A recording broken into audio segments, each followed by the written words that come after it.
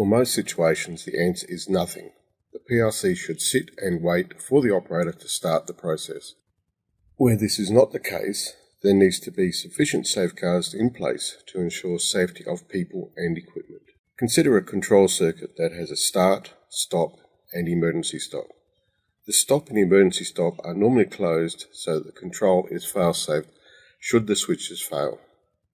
The control circuit will shut down if the switch circuits become open circuit. Also, if the emergency stop is tripped and reset, then the circuit should remain off and only start if the start button is pushed. Here we have a PLC as part of our control system. The start and stop are connected to the inputs of the PLC.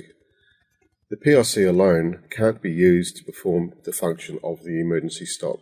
It still needs to be a switch that isolates the circuit power. The PLC needs to know that the emergency stop has been operated so that the circuit will remain de-energized when the emergency stop is reset. It is important not to confuse the PLC ladder diagram with the circuit of the start-stop circuit. In this case, the PLC program is taking the place of the interconnection between the hardware. The convention of switching positive polarities is maintained. The switches are connected to positive voltage so that they can connect positive to the PLC input. The PLC input module will sync the current and hence the inputs are called syncing. The output module switches the positives under the control of the PLC program and is said to be a sourcing output. We have a PLC with inputs and outputs and a PLC program. We can put the PLC into run mode, and items in the program that are on are green and items that are off are red. The stop and e-stop are normally closed so the program shows connection because the program uses normally open inputs. The start button is pushed. A connection is made to the motor output and the motor turns on. The start contact is latched by the motor contact. The start button is released and the motor output stays latched. The stop and e-stop allow the connection because the inputs are on. The stop button is pressed and the connection to the motor is blocked. The motor output switches off. Let's start the motor again and someone presses the e-stop. The power to the motor is shut off. So when the e-stop operates, the connection to the motor is broken and the motor goes off and stays off until the e-stop is reset and the start button is pressed.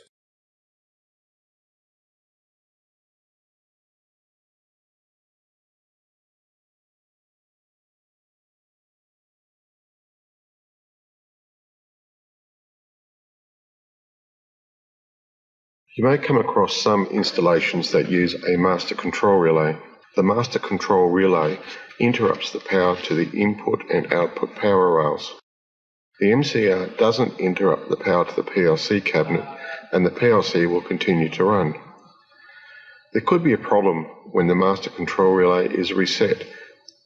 The PLC program should be programmed so that the control system restarts in a safe manner.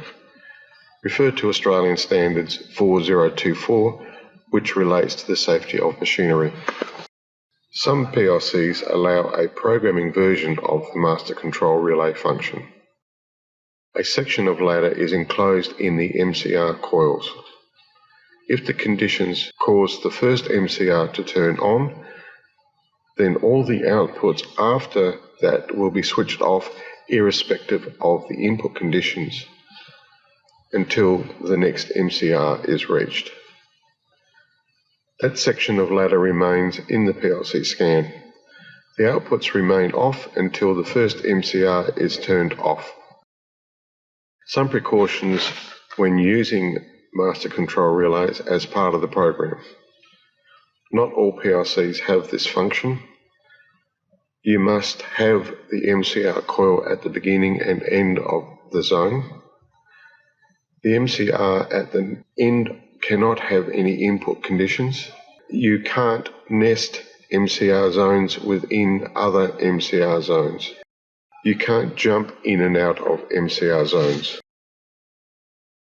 Many PLC manufacturers don't include the master control relay function.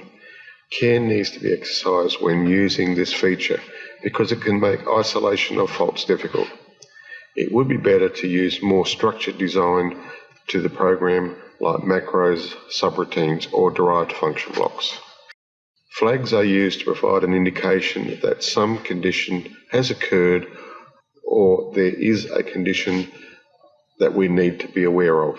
We use flags in our PLC programs for a number of reasons. Generally, we would create a variable that indicates a condition. For example, we could create a variable that indicates that the start cycle is complete and it is now time to start the next cycle. These variables are usually internal and don't need to be assigned to an output. The PLC will generally have internal flags or registers that are an indication of the PLC operation. For example, when two number variables are added together, the result may exceed the maximum value that the variable can hold. The PLC will show that a calculation has overflowed by setting a flag. That flag may or may not stop the PLC program. Either way, we have an indication that the PLC has performed a calculation that resulted in an error. A job safety analysis is a process which allows us to complete a task in the safest manner. It provides a way of describing the task and identifying the safest way of completing the task. Follow these steps in completing the JSA. Write down a step-by-step description of the task. Identify the hazards that are associated with each step of the task. Consider each hazard identified and write down the measures to be taken to either eliminate or minimize the risk. Write down the names of those people who are responsible for implementing and controlling the measures. Monitor the process and take note of any changes. Use the hierarchy of control measures to determine which control measure to use. Eliminate. Totally remove the hazard from the workplace. Substitute. Substitute the hazard with one that is less hazardous. Isolate. Isolate the hazard from the people or equipment. Engineering controls. Engineering controls are physical control measures to minimize the risk. Administrative controls. Implement work practices or procedures. PPE. The last option is to use personal protective equipment to protect personnel or equipment.